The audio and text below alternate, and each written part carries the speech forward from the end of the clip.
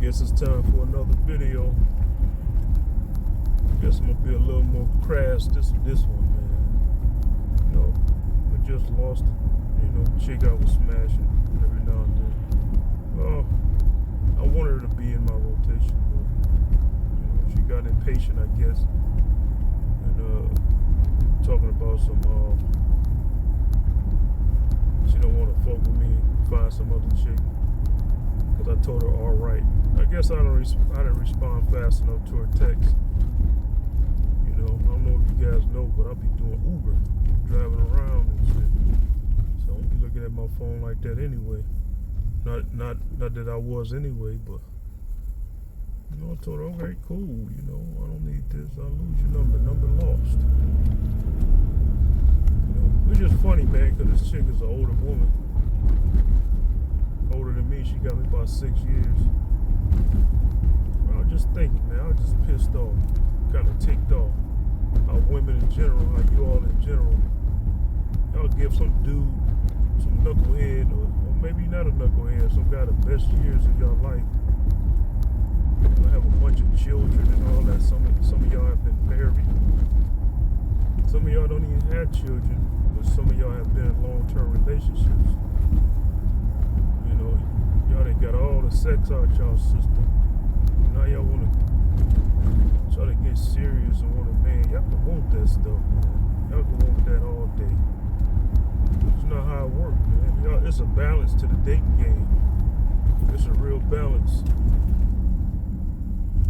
Y'all don't understand that. That's why y'all learn the hard way. Y'all learn when y'all get older. When it's hard, when you can't meet the guys that you want or you think you should have, because you don't understand what happens when you get older.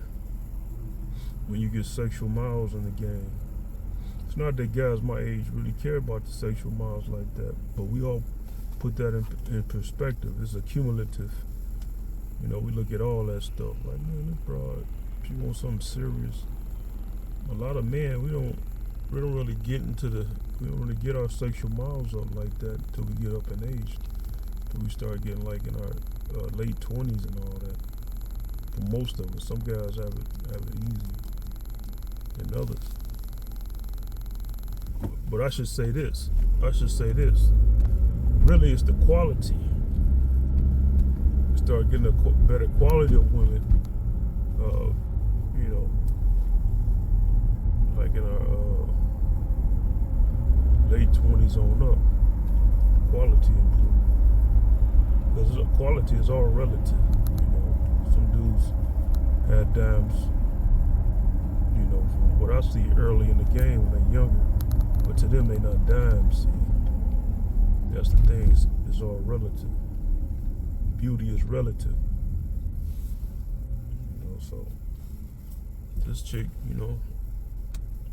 this chick is 50, man. I'm 44 years old. I'm gonna go ahead and say it, just in case some of y'all don't know my age.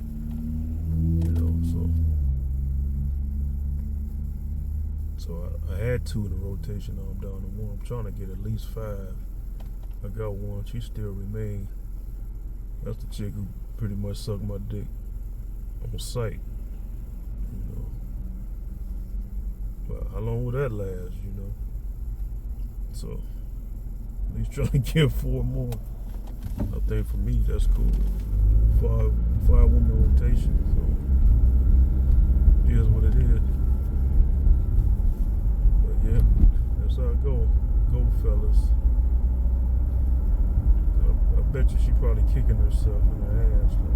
That's what happened, man. Chicks, she might not even been saying that, but sometimes you say stuff it's irredeemable. Because she said that last time, and I ended up coming back around and hitting it. So, but this time, man, I don't know, man. Some of these chicks, man, that shit just get under my skin. Because I was actually on my way to see the chick on the expressway, like I told her. Then I look at the message, talking about find some other chick. I ain't, that she realized that, she in a jump off game. Jump off. She in a side piece. I won't even say side piece because I don't have a main. So she in a jump off category, man. And there's nothing wrong with that. But the thing is, these women, man, when y'all up in age like that, the only kind of guys who really gonna deal with y'all are older men who done had sold their oats, who probably didn't have families of their own. You know, you're not gonna get with some guy who ain't never had children like that. I never had children. I never really been in a long-term relationship. So you're not gonna really lock a guy like me down, or any guy like, you know. It's harder to lock guys who have been in relationships, man. Like, them guys be wanting younger women. You know, they be wanting women to make them feel young and youthful. You know, and add some vibrancy to their life. They don't want no mundaneness going on, man. No regularities. That's what they're trying to get away from. So y'all women want romance and all that. Guys, we want excitement. Not necessarily the club scene and all that. But we want a chick who ain't talking about bills and, you know, I need a man to do this and all that. No man trying to hear that. He just want a woman to sit back in the seat and enjoy the ride. You know, who ain't really saying too much. And if she's saying something, she asking something, questions about something pertaining to bettering herself about life.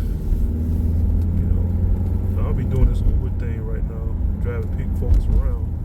And 4 times, you know, had some cute chicks that act like they didn't want to get out. You know, I had to kind of remind them, this is your dropout.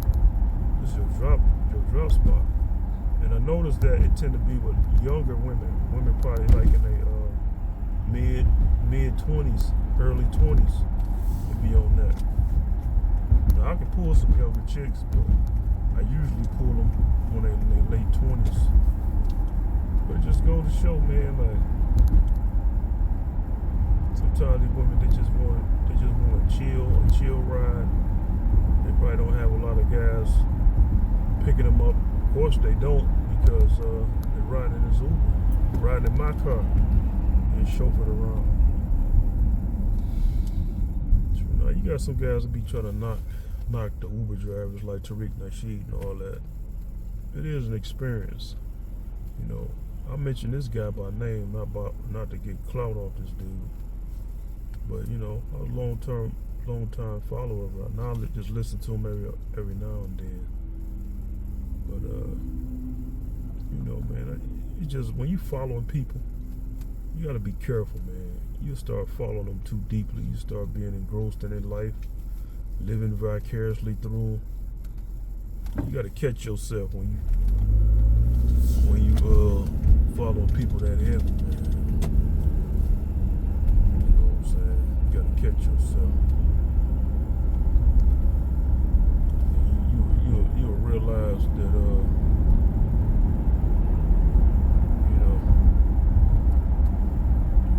you trying to watch them every episode, you know, oh, what is he saying? What is he saying?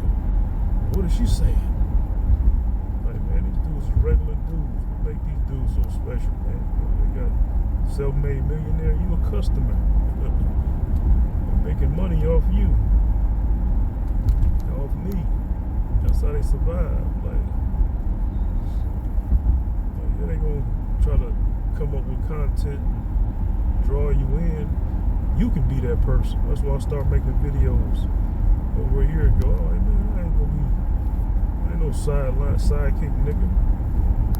Sidekick dude. I make my own videos. I can be that guy. I am that guy. That's all it is, man. If you remember guys like Tariq Nasheed from early on, it wasn't really, you know, from them I'm talking about, like, I forget the name of that website, man. It was choppy frame rates. We're just talking, man. That's how it starts. You just be a dude who talks, and you keep doing it so long till your mouthpiece, as he say, becomes more crisp. But I would say you just develop your talking skills, your communication skills, just talking. That's why I actually do these videos on top of, trying to kick out some information that I think is helpful. It'll make you a better speaker. But back to this Uber thing, just doing this Uber. I even made it to platinum driver and all this shit. It's just interesting meeting people, man. They have different stories. A lot of them don't really talk, but some of them do. Mainly the ones who was former drivers of either Lyft or Uber, or they did DoorDash. They'll talk because they understand what's going on with me and this driver. But yeah, in Detroit, you can make some decent money, but you gotta actually drive the 12 hours. But yeah, you got people who knock Uber drivers like Tariq Nasheed. See a guy like that, man. See his followers, man. He be talking shit. Really, he be talking crap about his followers. But they so much of a fan that they let a lot of that slide. I stopped letting that shit slide, man. You follow a guy like that, some bougie. He's one of them bougie ass California dudes, man. California black dudes, man. He don't even realize that's what he is. Sometimes he'll say things and let you know, make you think that he's down to earth, man. But he's one of them bougie ass dudes who got his money up. Now he look down on people, man. Talk shit about him. Sometimes he'll say something real, try to make you think that's not what he's doing. And then he'll talk about Uber drivers and all this stuff, DoorDash drivers, Lyft. Like, man, these people got to do what they got to do. It's better they do that than rob your ass, right? Tariq.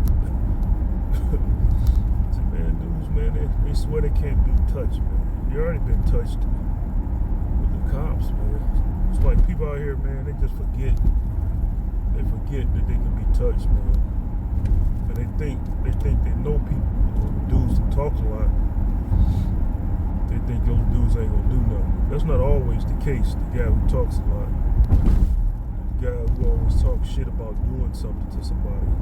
That's not always the case that they ain't gonna do nothing. You got a lot of white supremacists who go up shooting up schools. They did a lot of talking, didn't they? You didn't think they weren't gonna do nothing. That's how it is, man. Some people, for the most part, the guy who does a lot of talking, but you got to listen to how they talk. It's not about necessarily a lot of talking. Some of that stuff they talk, it vents out steam.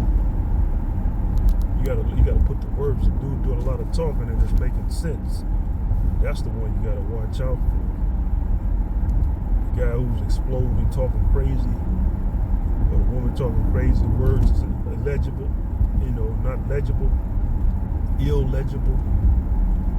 That person is the dangerous one. I mean, not the dangerous one. They just venting and just, But the one who's doing a lot of talking, a lot of contemplating, that's the dangerous one. The one who's making sense with it. Tell yourself, I'm just saying in general, for people out here who like to, do what Monster did. Monsters and them dudes did Boys in the Hood. After they killed somebody, they went to the fast food joint eating French fries and burgers in California. Like, man, you can kill somebody you know who you're affiliated with. His brother, Ice Cube, Doughboy. They're gonna come for you while you out here eating. You got people out here like that. Tariq, I think Tariq is one of them kind of guys, man. He do a lot of shit talking, calling guys pedophiles and all this. It's not true. Then he just go, oh, they ain't gonna do nothing. And man, you can't be that guy out here, man. Like a lot of people over the years, dudes just say I was paranoid and all that. I was cautious, man. Like I got into it with some dude, man, some years ago as a teenager. At the park, I kind of punked him out, me and my homie, because, he had his homie with him, so I punked this dude out. Yeah, I got the better of the situation, but I knew to lay low on this dude. I didn't know this dude, but I still laid low on this dude. I said, I kind of punked this guy out. Don't you know this nigga came by with a crew around my block? I heard, I went out on the street. This nigga had the fucking automatic weapons for my ass, man. In the fucking van, trying to do a hoorah on my ass, man. That's what I'm talking about, folks. Some people, they probably, you know, friend, they're like, why you standing inside, man? I'm like, man, my sixth sense say, I kind of punked this dude out bad. You know, I threw a bottle at him, man. A plastic bottle bounced on his head at the park. People was laughing. I didn't know this dude. I'm like, man, let me lay low, man. Yeah, I can whoop his ass and I may punked him out, but let me lay low. It's a good idea, man.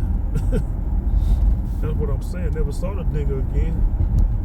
But that's what I'm saying. The dudes who I knew on the block said that nigga was looking for me. A car full of niggas with automatic weapons. They seen the shit. So I'm just saying, folks. That's what goes down in the world, not just Detroit. You know, I try to tell people stuff like that. They be thinking I'll be paranoid, man. That's the sixth sense, man. That's God given. It's not about you being a punk, man. It's about you being smart. You talking shit about people, you making them look bad. You know, man, come and get your ass, man. You will never see it coming. That's how people be getting taken out, man. They don't see it coming, man. I'm trying to help some of y'all out here. I'm not preaching or nothing. I'm just saying. You can't be underestimating people, man.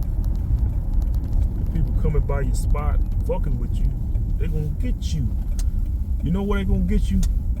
Because they're messing with your spot. And they becoming familiar with it. They coming familiar, it's becoming habitual. When somebody fuck with your shit, your location where you stay at, they start getting comfortable with it. See, at first, when people don't know shit about you like that, they be hesitant. They be hesitant because they don't know shit about you. But when they start messing with you, that's why the bully keep going on and on. Because now the bully's familiar with you. It's the same thing. People start coming by your spot, vandalizing, then they gonna start firebombing your spot because they're not afraid to be around your spot. Talking shit. Like, man, there's only so many hours in the day. That's what Jesus said.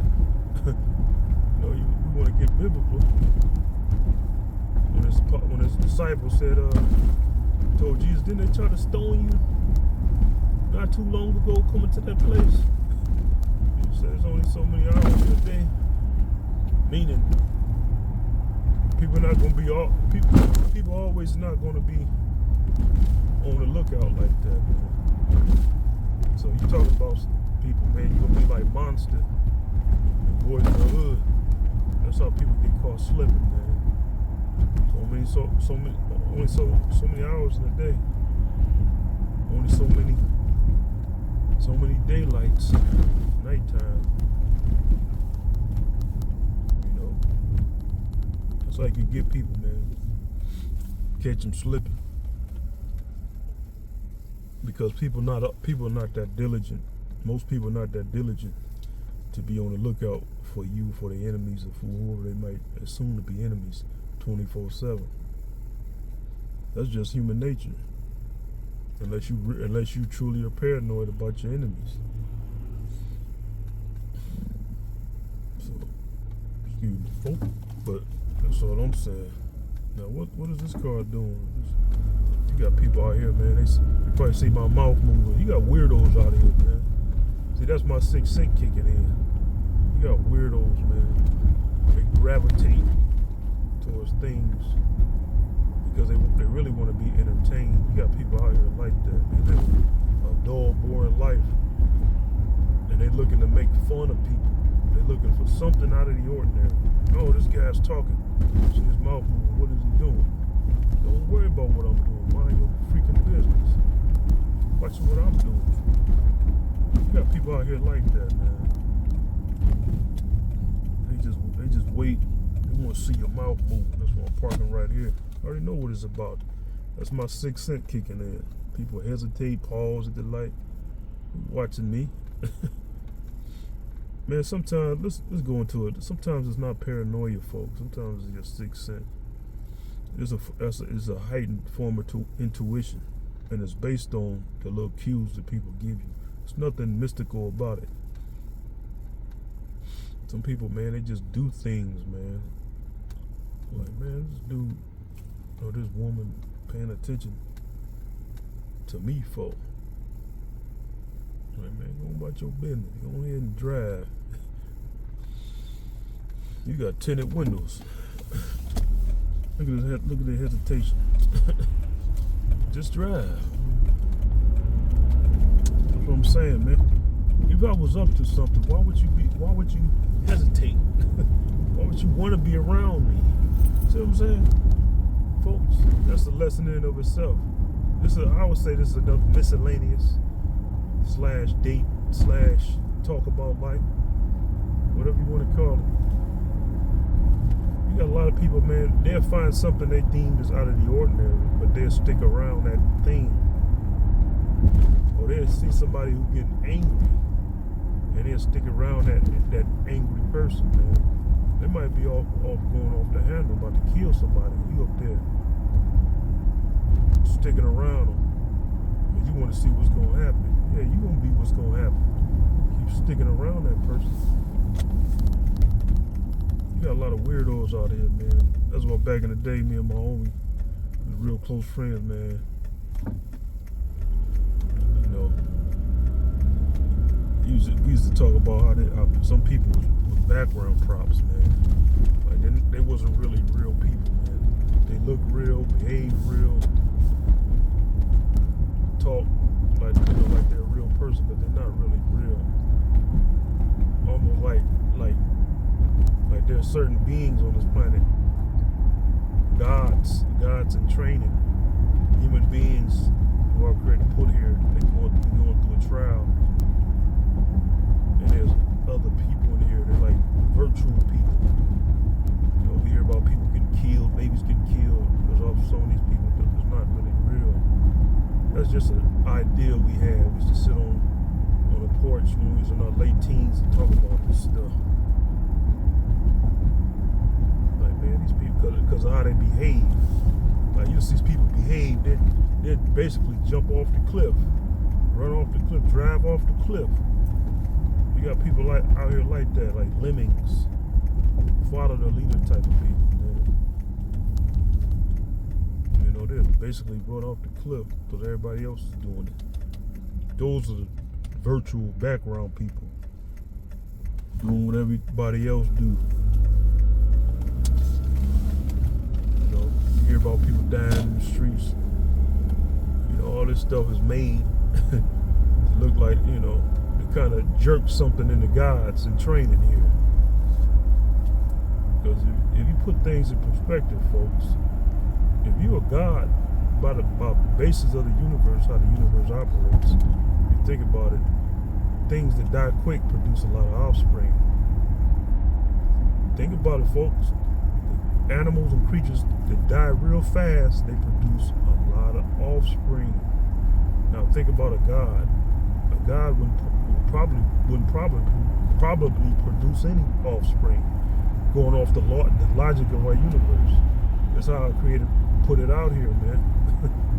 So in order for a god to produce an offspring, they gotta create a manufacturer from scratch, from the ground up,